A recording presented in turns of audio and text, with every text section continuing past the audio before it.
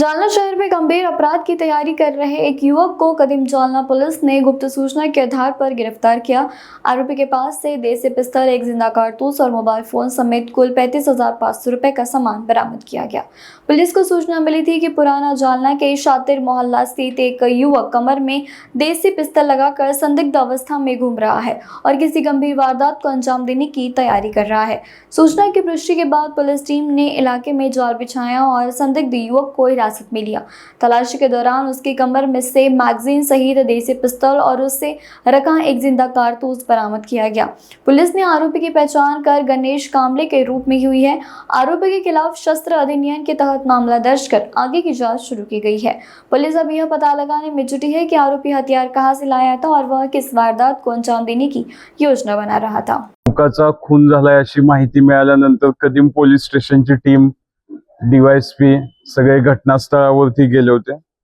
त्यामध्ये मयत मयूर नंदकिशोर मेंढरे, वय 24 वर्ष, खडकपुरा जालना, याचा मृत्यू झाला होता।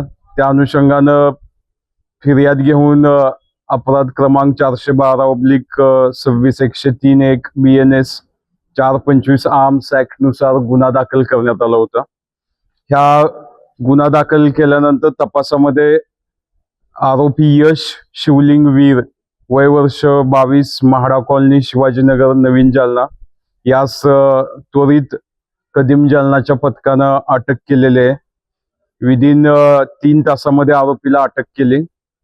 या तपासामध्ये आतापर्यंत प्रथमदर्शनी असं निष्पन्न झालंय की हे दोघं पण एकमेकाला पूर्वीपासून ओळखत होते आणि यांच्यामध्ये आर्थिक देवाणघेवाण एक कारण असू शकतं मर्डर करण्याचं, अजून किंवा वैयक्तिक वाद, या दोन याच्यावरती आमचा तपास चालू आहे।